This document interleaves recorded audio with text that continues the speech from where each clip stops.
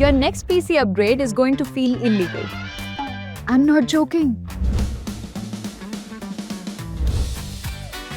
The first time your game loads before you have actually sat down properly. That's illegal.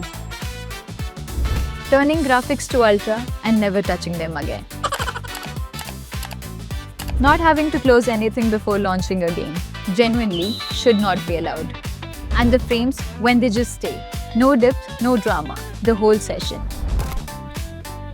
No one warns you about this feeling. Once you feel it, you can't go back. Save this and share it with someone who needs an upgrade.